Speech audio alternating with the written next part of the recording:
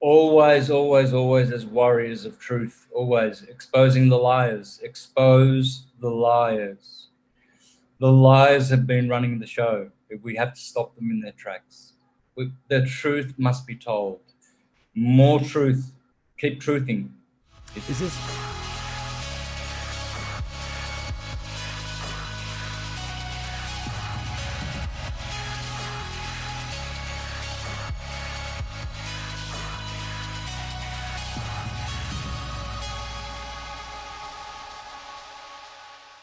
All right, welcome to another episode of Manifest Truth Destiny. Today I have Santos Bonnaci. Thank you, sir, for taking your time, your energy to connect with me, and I appreciate it. For over 30 years, Santos has been studying the ancient works, researching, compiling, and translating the texts to produce an easier to understand compendium of AstroTheology. He then peeled back the layers of Syncretism and discovered it shows how all the ancient legendary stories, myths, Bibles, fairy tales, etc., all have one simple common origin. And he's here today to share with us his journey. Thank you, Santos. You are shining light in what's happening in the world right now. You were actually one of the first ones to introduce me to just the difference between common law with maritime law and the straw man situation that we've all been born into. So I want to know more about you. I love getting to know the interviewees and their journeys to this point. So tell me about your journey. Like, what got you to this point? What was your red pill moment that shifted you from this matrix? Well, I would say I was mostly semi-awakened, even though I was Jehovah's Witness for, say, 25 years, from 1981 to 2007.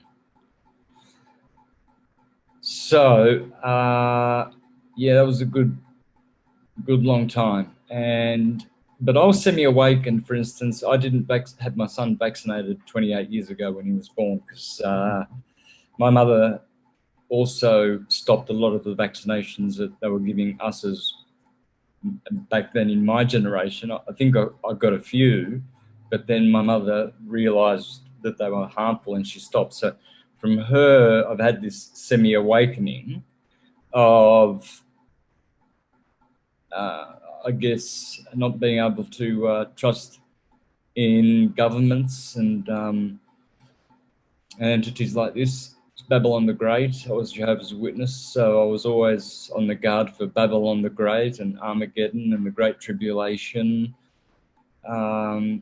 So it's always been a part of me ever since I was a little boy, because I was raised a witness, and then in my teenage years I rejected it, and then came back because I wanted to serve God. I wanted to do the right thing, and I wanted to be saved, etc. So the world didn't fulfill me. It had nothing. I knew it was empty. But little did I realize I was actually going back to a spiritually empty organization where you pretend to be spiritual, where you pretend to go through those motions and you pretend to be someone you are not. It's not that you're not a nice guy.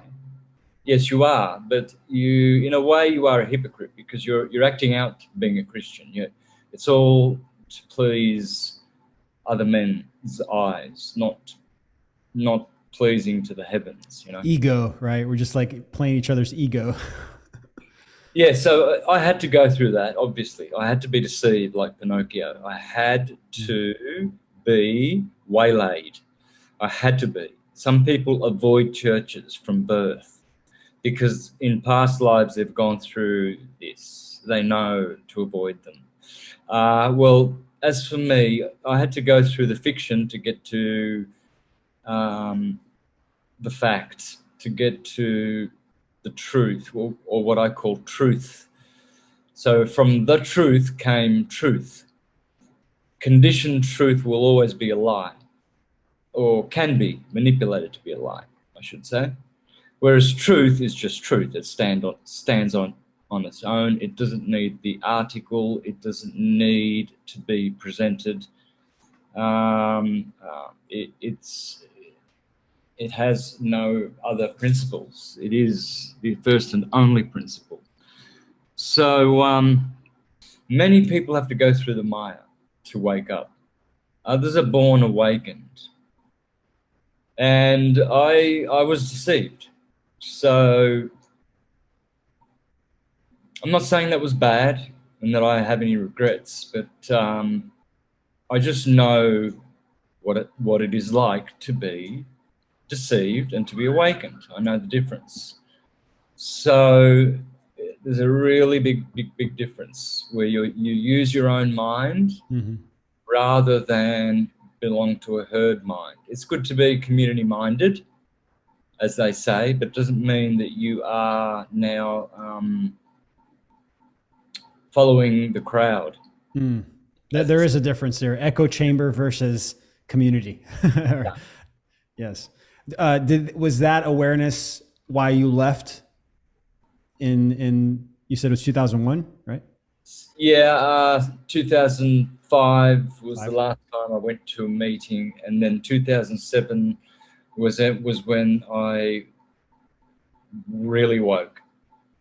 I read a book about the Rothschilds and the power that they have over the world, and then that led to another book, which led to another, and then I was pretty much reading a book a day and made a lot of money for Amazon for 4 years. And then I started my YouTube channel because I realized with all that 4 years of reading and research, all the prior years of research that I've been doing since 81, 82, with Emmanuel Velikovsky, Rein Norberg, Alexander Hislop, Isaac Asimov, and all of these guys, especially Velikovsky, and many other works in between, and study and just paying attention in general.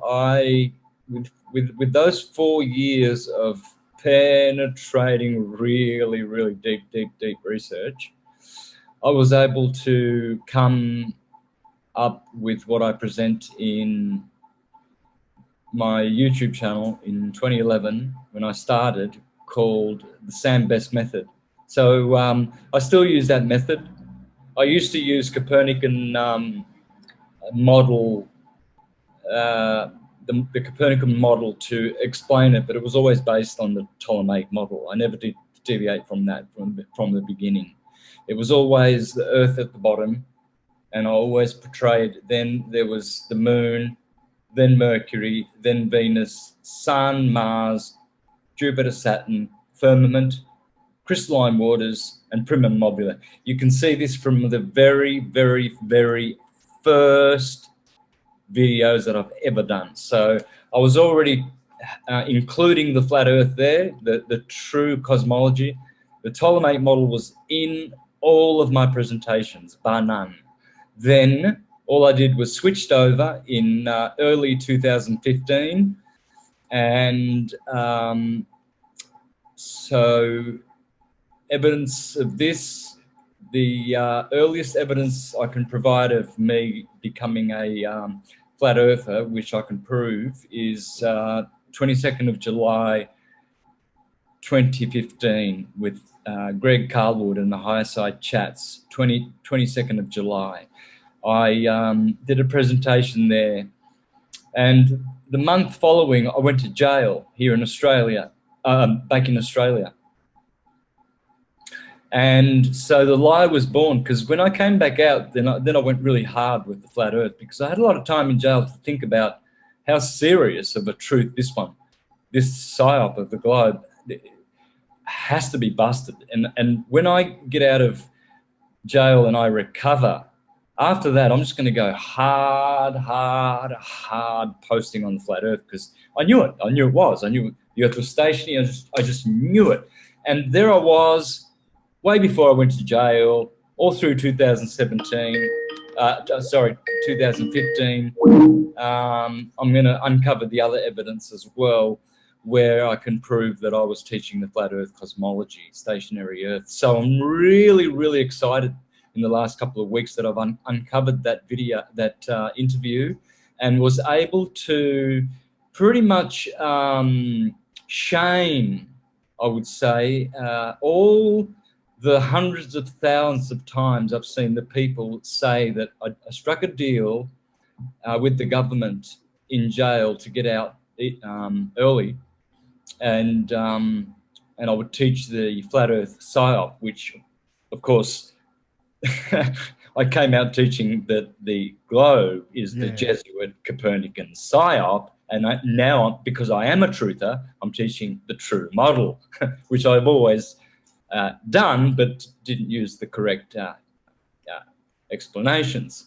So I was really very well satisfied with this last couple of weeks, having that off my shoulders, because everyone that has ever accused me of this and perpetrated that lie, suggested it or implied it, remember that on Judgment Day, your accuser will be standing next to you. So I imagine I will see a lot of apologies from a lot of people, because you don't want me you don't want me standing next to you on Judgment Day when you've been telling lies about me.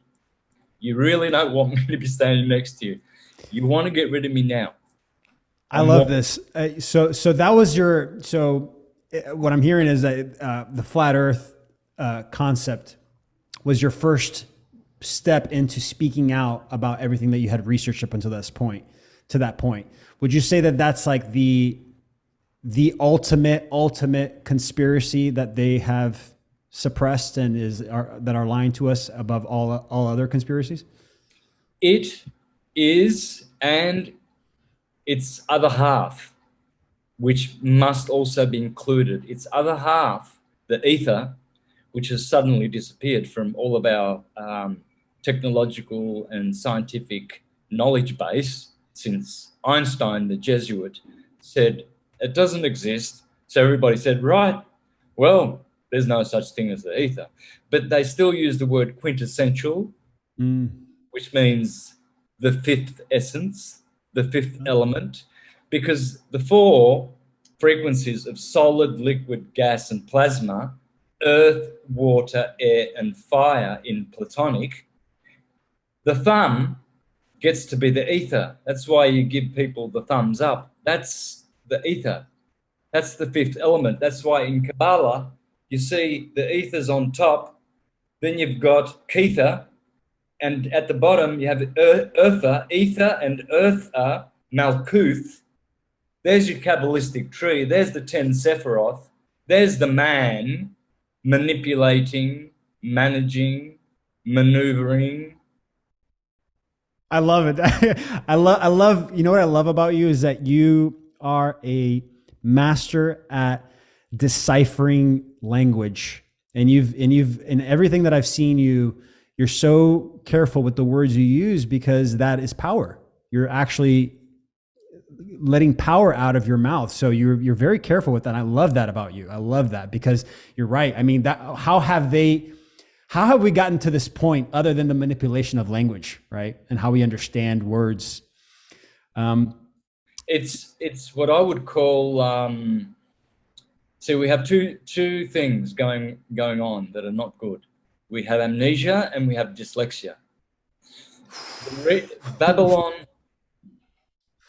Babylon, when the languages were confused in Babylon, what happened was we were only speaking the one language. It was atomic. Everything is atomic. All is atom. And that's why we study etymology called etymology. It's the same word. So etymology, the language we once spoke, what happens is words mix, words get mixed with cultures, races, and frequencies of peoples when states of consciousness falls, and only when states of consciousness falls. So what happens is, as you would get, say, sister languages, what happens is like a dyslexia. So, for instance, in Italian, buongiorno, good morning, in French becomes bonjour, and then in Portuguese, bon dia. But you can see from Italian to French, buongiorno, bonjour, giorno, jour. So when you Alexander Hislop in 82, when I first read The Two Babylons, that's when I realized that language was the key to understanding everything, because language is electromagnetic. Mm. The sounds we make are electromagnetic. So etymology has always been dear to my heart. And what you'll find is that all words come from atum. And atum is an atom, and an atom is a torus field. And inside a torus field is a hyperbola. Bola is the holy Baal. Hyperbolas, the hourglass inside the torus field, and in the center is 0 point or counter space. From the hyperbola comes redshift, blueshift. The god of this world, Brahma, the demiurge, the demiurgus, the demigods. And so, but that hyperbola, that becomes, when you remove Bala, so in Hindu they call it Mahabali, but in Greek it's hyperbola, hyperbola. He is the main character and the main word of all words in the universe.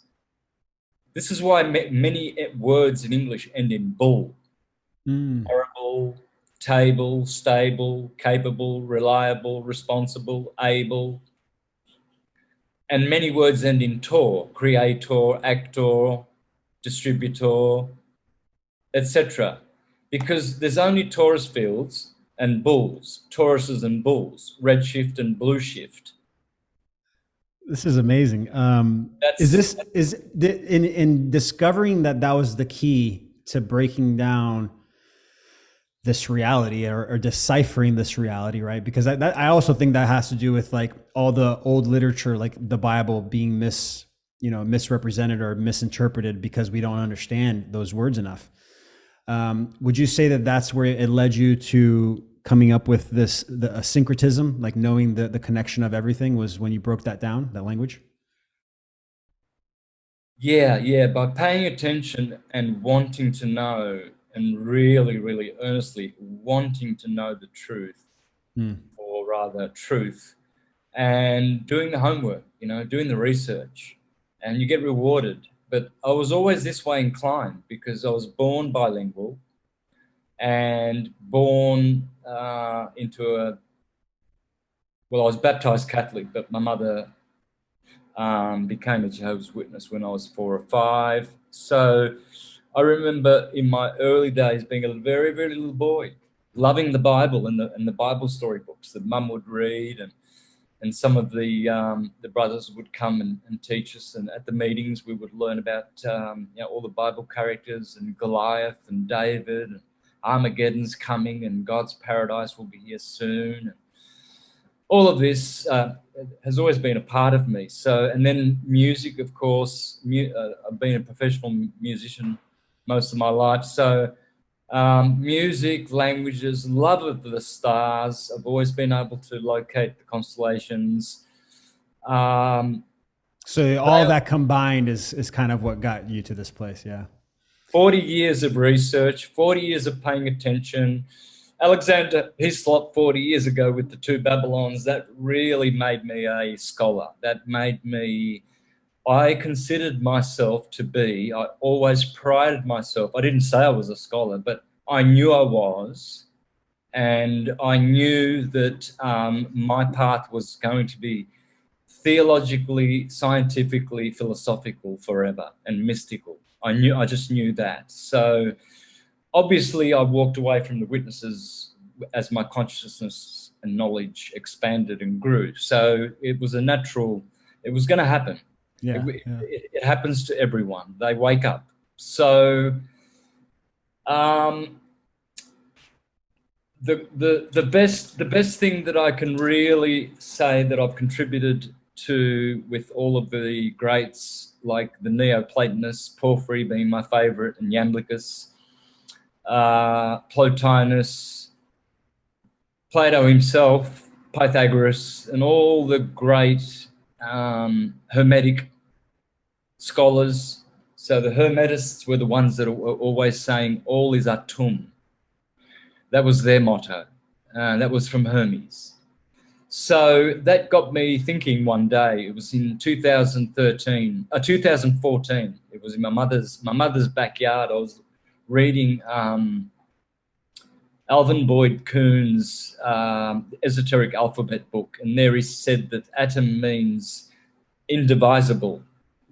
And that's where my journey began with the all is atum ever since 2014. Everything for me has been based, everything I perceive, and all the windows open through that key, because I've understood that atum means one. That's why we say one. That's the end of atum when you realize that M and N are interchangeable. So it becomes aton, and on, O-N, is one with an E on the end of it. So one comes from atum. But when you take the A away from Tom, you have Thomas, which means twin. So that A is called A privative or privative.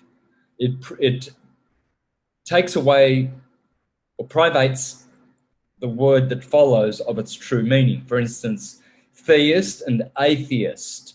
So atom is a word. Right. Atom is a very clever word, which backwards means math. You see, it's a mathematical universe. M-A-T, atom, math, is in the word atom. Yeah. And also mind is M-I-N-D, because remember, T and D are interchangeable, as are M and N. So all of these words are the same word, as in DNA, Dan, and. And gives you, so DNA is all torus fields. Your DNA is, your anatomy is all atoms, which are torus fields, which is DNA, which is Dan, which is Adan, which in Spanish means Adam, and Adam is atom. So Dan, the lost tribe of Dan, that's us when we reincarnate as Danites. And we become the Danai of the Irish or of the Greek, of the Hellenes, the Danai, you know. So Dan, this goes back to Adonis, Dennis, Dionysius, Thomas, Tammuz, Domus, Dominus, the Lord. Here it's Tonatio in Mexico, and his consort Tonantzin. But all is a ton.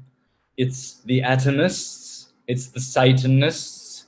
But when you understand that this word Dan then becomes and, which becomes Andros, Andrew, the man, then you begin to understand how important this word is and how important words are. Because everything is made, as the Jews say, by the alphabet. Because letters are qualities, numbers are quantities. So it's a quantities and a qualities universe, numbers and letters. It's called gematria.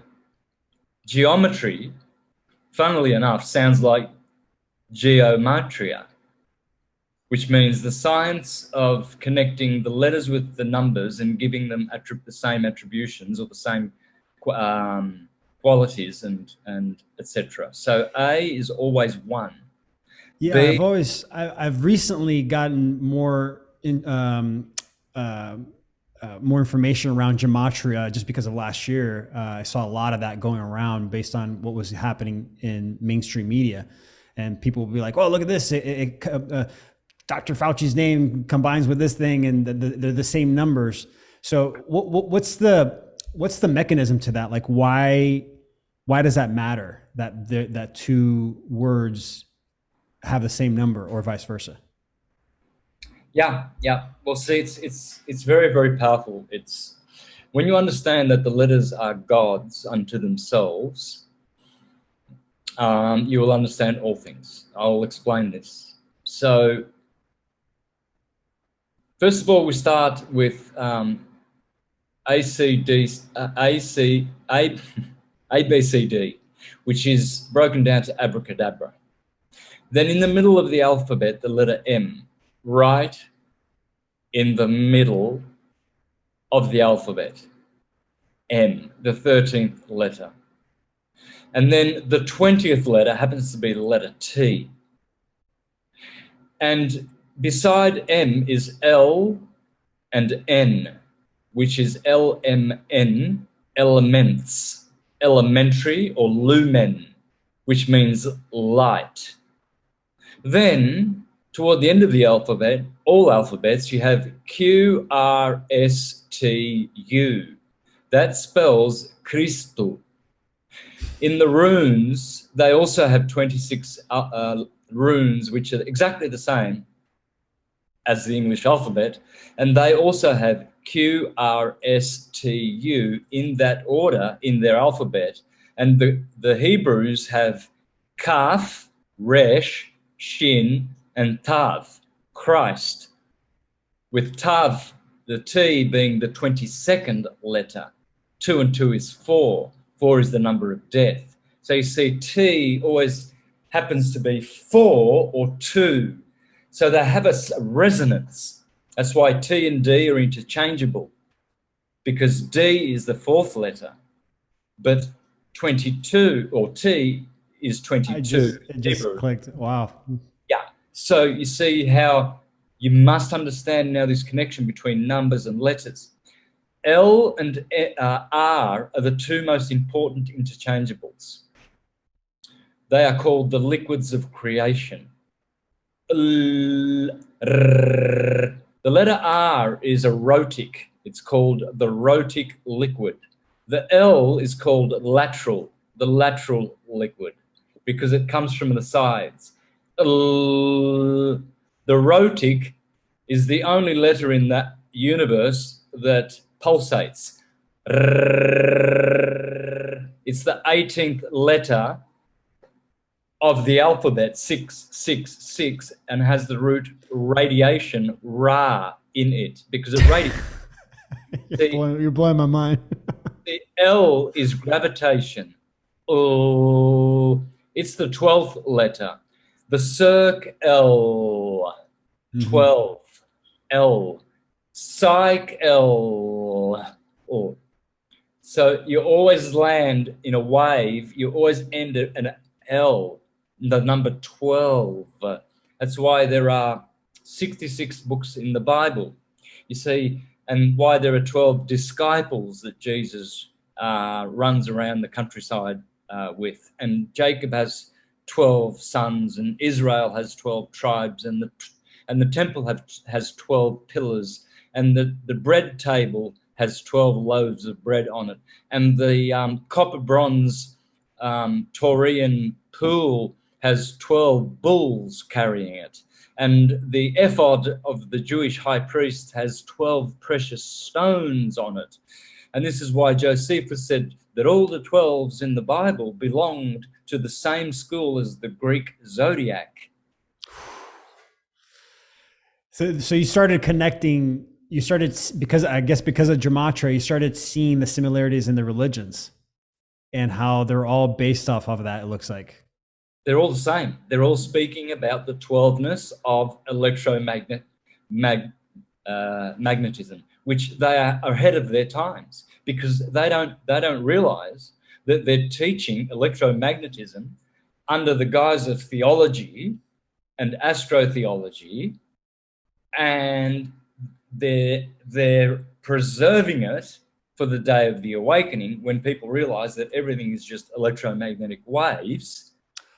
Oh, whoa. So you're saying that religions were preserving us for this moment? Preserving knowledge, esoteric knowledge. So then, okay, I see. Right. Through the stories and through the mechanisms that keep people in that religion. Yeah, that's why Samson, the small son, kills 30 Philistines. and why Judas betrays Jesus for 30 silver coins or whatever, denarii or whatever, because it's the 30 degrees that the sun, Samson, Shimshem, the little sun in Hebrew, goes through every sign. See, when he slays the ram, as Abraham slayed the ram in the thicket, he is in the sign of Aries. When he is Mithras slaying the bull, or Jupiter on the bull, that's when the sun is in Taurus. When Samson is killing the lion, that's when Samson is going through Leo. Oh, this is amazing. It makes sense now. I've heard this before. Another one is like during the solstice, right? That's Christ dying, and then it goes into that sideways for 3 days, and then it starts to go back up after the third day. This was in December, right? December 23rd through the 26th. Yeah. Well, that's the sun going through, like Jason does his 12 voyages. Jason, which is none other than hiding in the calendar, July, August, September, October, November. Oh my, that is Jason. It does. Spells Jason. So Jason in his Argonauts, the Argonauts, Argo or Argus, is in Cancer at the top of the ecliptic on June the 21st, where the Jews have the month Tammuz, Cancer, and the sun begins to wane, and it's July, August, September, October, November. Jason and his Argonauts waning and going to find the golden fleece in Aries, and they're looking for the golden fleece. That's Jason is Jehovah's son, the son of Jah. Jesus, the Christ, is Jah's son. Jason, Samson, the little son, Johnson, which means the son of John or Jah or Jupiter, Peterson, the son of Jupiter, etc., etc. So this is amazing. So, it feels as though like that most religions created these stories to preserve this natural. I don't want to call it a religion. It's like it's a universal law, right? It's just like how the universe works, and we've preserved it for this long. Do you believe that Jesus was a real person, or do you think that it was just part of that story to explain these universal laws? Because I have my own perspective, but I'm curious on what you think. Well, it depends what you mean by real. I guess because of this, look, I have my own journey. I grew up Pentecostal Christian, and in my own pursuit of universal truths and just wanting to know what is the fuck is going on in this reality, I want to know the truth. I separated myself from the church, started reading, started opening my mind to allow anything to come in as a possibility. And then I found myself circling back to, oh, it's about love. It's about connection. And when you review, everything that Jesus said specifically, it's in alignment. I'm like, oh, this guy knew what he was talking about. He really did know that it was, you have to really use critical thinking when you're reading his words specifically. But it made me feel like, oh, this was a normal dude who unlocked all the codes and had superpowers and just was able to heal people and do all these actions because he unlocked that within himself, the power within himself. That's my perspective. Quite possibly. There are many possibilities with the reality of Jesus. Definitely, Jesus is a reality. But on the same level, so is Krishna, so is Santa Claus. They are in history, but they are not necessarily historical. So they've been idolized. They've been like put up as gods, but it doesn't mean that they actually were. Yeah. Well, clearly, Jesus is the Son. It's an anthropomorphism of the Son, but it relates to men as well because we are sons of God. So we are sons. We literally are sons. Our heart is pulsating like does the sun. So we are sons of God, S-U-Ns. So when you self-realize, you realize that Jesus was in you, as Colossians says in chapter 1, verse 27, that Christ in you. See, Christ, in Matthew 23, Jesus speaks of Christ in the third person. He says, do not be calling anyone teacher here on this earth, for one is your teacher, the Christ. So why would Jesus be referring to Christ in the third person? Well, because obviously Jesus and Christ are two different things. Jesus is the man you are when you become awakened and christened, and then you become a Christ Jesus, which is the correct version. You become an enlightened Jesus. So you become an enlightened Adamite, or an son of Adam, of atoms. When the scriptures say the word was made flesh, it's not talking about one flesh, that it became one man. It's saying that sonoluminescence, sound, made what is matter, material, flesh. Flesh is matter. So the word made flesh means that the Spirit of God is in all flesh. It's in all matter. It's spiritual and it's material at the same time. Only we see it as material because our consciousness is that vibration. But the electromagnetic spectrum is controlling all of our senses. Once we meditate and learn how to release yourself from that electromagnetic spectrum, then you're able to go into the mystical planes. You see, then you are able to become a Christ Jesus. That's what I've heard. Another way I've heard say it was it's about embodying Christ consciousness. And so you become aware of yourself in this body, and then you have to let go of yourself, as I, and then that's when you start to embody Christ consciousness. And then the next step is becoming a God. That's what I've heard. Having the power within yourself to do godly things. But then that's a whole other triggering subject for Christians. You become a Buddha. So Buddha means body.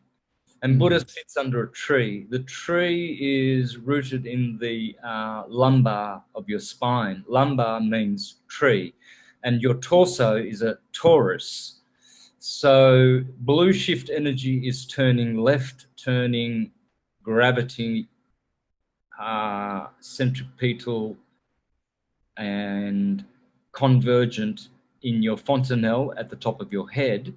And it is then radiating outwardly, redshift at the bottom, red chakra, the perineum, right turning, and you have a field that is being created and produced by your heartbeat, a magnetic pulse, which generates vibrations and makes your electrical body.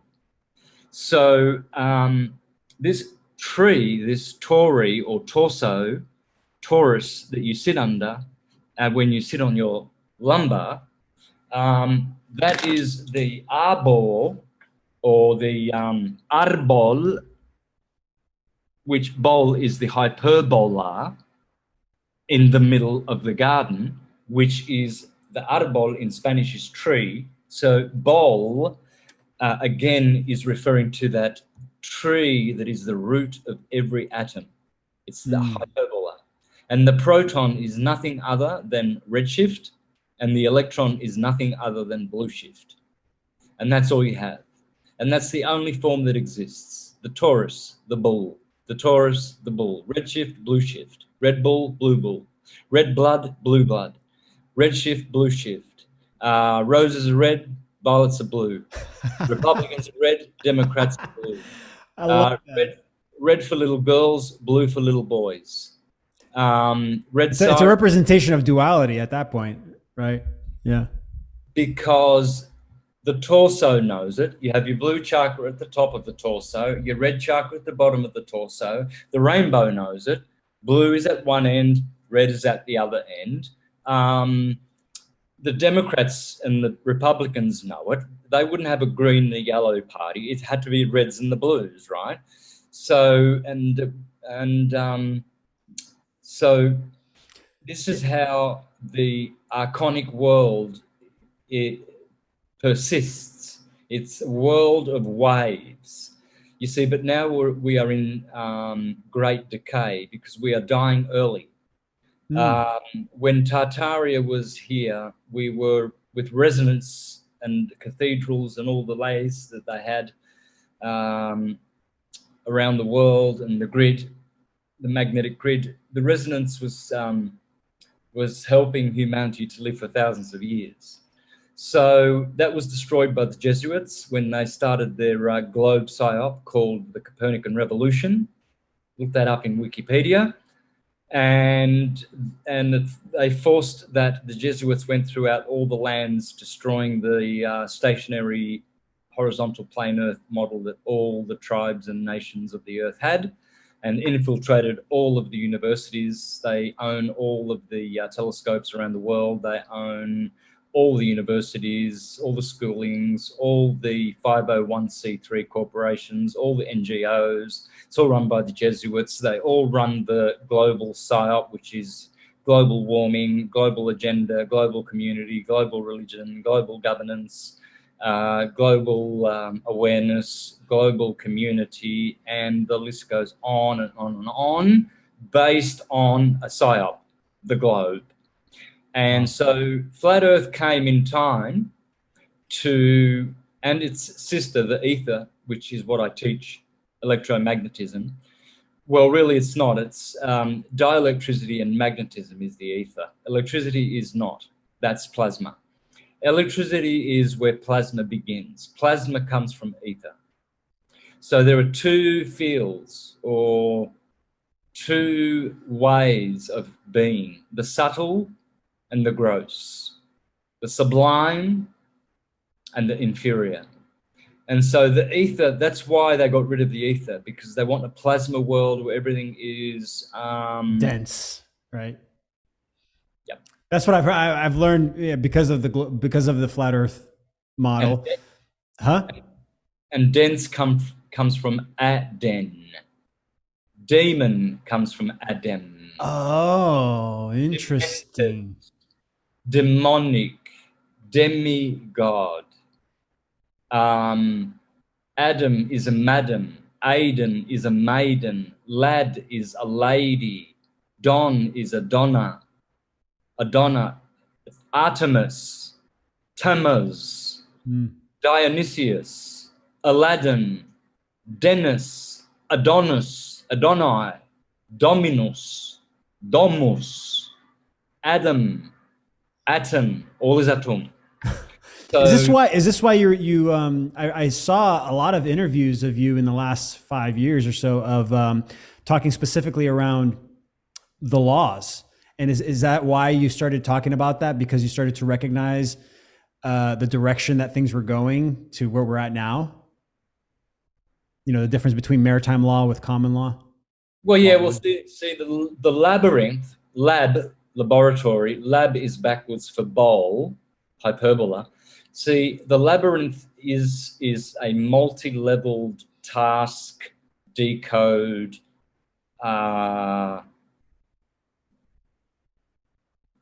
epic task that we must all unravel. And the labyrinth has many layers.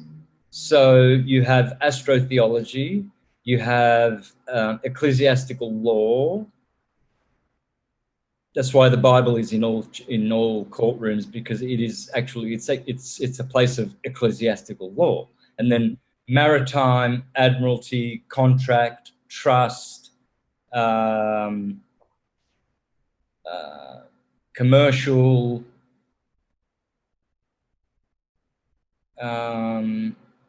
what are all the other, common law, equity law. I just can't think right now. But civil law. I mean, yeah, all layered upon it. They all understand. They all stand under ecclesiastical law.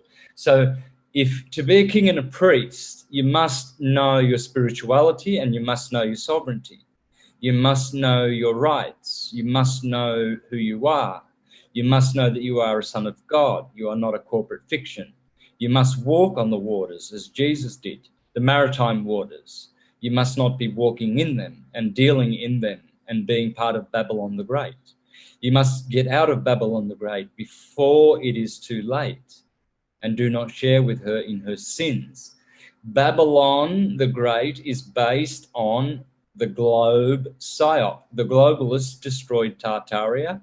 They gave us amnesia. They gave us dyslexia and Babylon, and they seated it in baby London, Babylon, and that's where the seat of the two-headed dragon, the Anglo-Saxon world power, which is a child of Rome, that's where it is seated, in Babylon.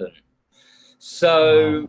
yeah, it's about to be destroyed. The Windsors, who are the Rothschilds, who are the Orsini, and the Orsini are the Maxima family. They are the conquistadors, the inquisitors, They are the persecutors, and they are also the well, they're behind all of it. They're behind the strict sea controls that we are under right now. They run all the orders through the military. That's why the military is behind all the vaccine programs, etc. You see, because they run it. It's their corporation. It's their corpus. It's their dead body. And so, What would you say? What would you? I don't mean to cut you off. I'm sorry. If you want to finish your thought. nope. What would you say is what's the goal here? You know, I've heard depopulation. I've heard, you know, because you're aware of this, because we emit these frequencies and these vibrations and these emotions. I've heard that it's basically a huge loosh event where they're absorbing loosh, which is our energy, our life force. So why have they been doing this for the last 1,000 years or so, or whatever, to get to this point? Well, they are And who are they? they who they call themselves the elite, and who are eugenists, and who consider themselves to be of blue blood and of Rex Deus bloodlines, Merovingian, Carolingian, and all of these Colonna, Farnese, Borghese, Borgia, conquistador families who have all the wealth. They literally stole it off Tartaria. And they are vampires, they are parasites, they are people traffickers, they are child molesters, rapists, murderers, adrenochrome addicts. They are bloodthirsty, they are bloodletters. Their world wars are to destroy humanity and make holocausts to the demon egregores that they've created. They are satanic, Sabbatean, Judeo-Christian, Islamic, monotheistic aberration. They are the Antichrist. They are the Cabal, Baal, Christo, Bala, Krishna. Diabolical. You see, this diabolical, dia means two. It's the world of red shift, blue shift. That's why the devil's always red and Krishna's always blue. Because it's diabolical. Bol meaning pole, meaning to polarize, meaning to separate and sever into 7 electromagnetic chakras, the electromagnetic spectrum. So bol, polarize, gives you another set of words, subset of these Trinity words, atum, Taurus, and bull. And so you have now pulse, plasma,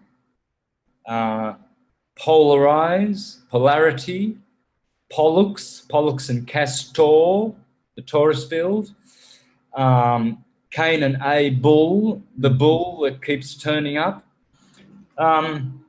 Politics, police, red and blue siren, polarizing you.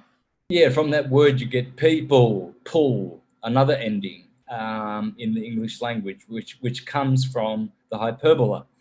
And you also get pal.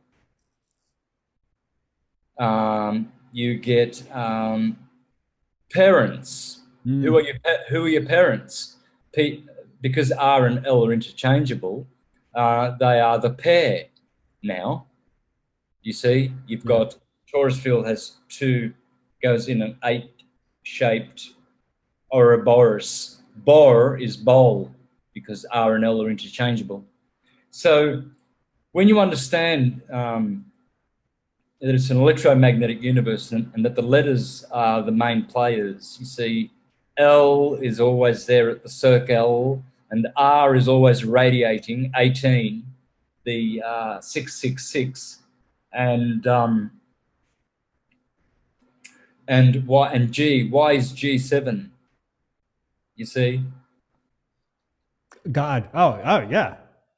well, That's it's interesting. Wow. gematria. Yeah, that's it's funny because it's like I've Christians. My whole family's Christian, and every time I bring that subject up, they get very triggered, and almost act as if it's like another religion. And I'm like, nah, man, it's just math. It's literal, it's actual science math. It's right there. It's not a belief thing, but it is at the same time, right? Because you have to open your mind to allow that to even be a possibility. Yes. Wow. So we're nearing the hour here, so I want to kind of give you the last word. How do you see us moving forward with everything that's happening now? I feel like after everything you've explained to me, it almost feels like they're panicking and trying to change language quickly, probably too quickly, where it's becoming very obvious the changes and the ideology that they're trying to push. So now that we're entering this phase where they're this is like the end goal right here, which is to create mandates of these whats. How do you see us moving forward as a humanity? Are we continuing on this path, or do you see us actually breaking away and creating our own reality? Always, always, always as warriors of truth, always exposing the liars. Expose the liars. The liars have been running the show. We have to stop them in their tracks. The truth must be told. More truth. Keep truthing. Are you saying basically this is it? Do you feel like after your decades of research and life that this feels like this is it? It's different than any other time in history?